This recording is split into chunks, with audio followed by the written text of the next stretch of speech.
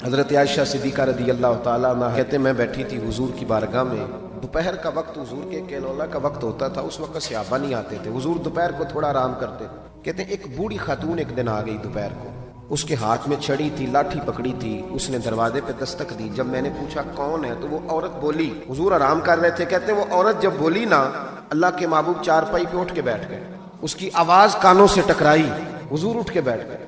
دروازہ کھولا، وہ خاتون اندر آئی تو بڑی دنیا آتی تھی، اور جس انداز میں نبی پاک نے اس کا استقبال کیا ایسا کم ہوتا تھا۔ حضور کھڑے ہو گئے، پھر محبوب پاک نے بٹھایا، پھر حضور علیہ الصلوۃ والسلام کی میں آنکھوں کا حسن اور روشنی دیکھ کے اندازہ کر رہی تھی کہ اس کے آنے سے حضور بڑے ہی زیادہ خوش ہیں، نبی پاک بڑے خوش ہیں۔ اللہ کے محبوب نے کھجوریں دی، سرکہ دیا، دیر تک حضور ان کی باتیں سنتے رہے۔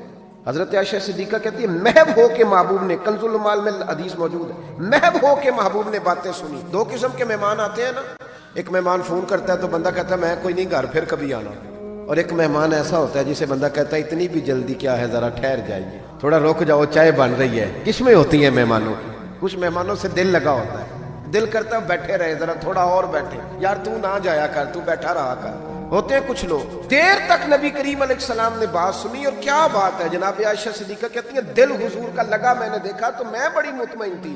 اس خاتون نے کہا کہ اب میں نے جانا ہے، لگ رہا تھا کہ حضور چاہتے ہیں ابھی رکے، لیکن اس نے جب کہا نہ جانا ہے تو حضور نے فرمایا ٹھیک ہے۔ جب وہ جانے لگی تو حضور نے تحائف جمع کیے اور جناب بلال حبشی کو فرمایا ان کے ساتھ جاؤ اور چھوڑ کے آؤ۔ جناب عائشہ صدیقہ رضی اللہ تعالیٰ عنہ فرماتی ہیں، کہتے ہیں وہ خاتون چلی گئی، میرا خیال تھا کہ حضور اب مسجد جائیں گے، جب رات کو آئیں گے نا بعد از عشاء تو پھر پوچھوں گی حضور یہ کون تھی، لیکن محبوب تو گئے نہیں، لیٹ گئے۔ میں اٹھ کے قدموں میں بیٹھی تو حضور کی مقدس آنکھیں کھلی ہوئی، میں نے عرض کی حضور یہ کون خاتون تھی، اور میں نے آپ کو تھوڑا انفرادی دلچسپی لیتے دیکھا، حضور کون تھی؟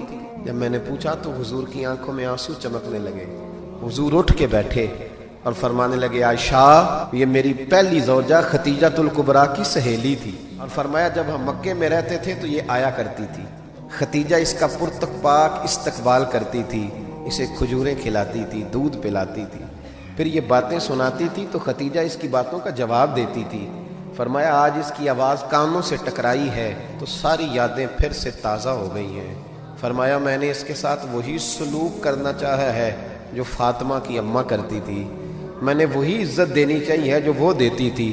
اور حدیث کا آخری جملہ اتنا شاندار ہے کہ اس جملے کو یاد کر لے تو دستور بن جائے ہمارے لیے۔ محبوب نے فرمایا عائشہ تعلق اچھے طریقے سے نبھانا یہ بھی ایمان کا حصہ ہے۔ حضور نے عزت دی، نبی کریم نے وقار دیا، حضور ہر آنے والے کو عزت دیتے۔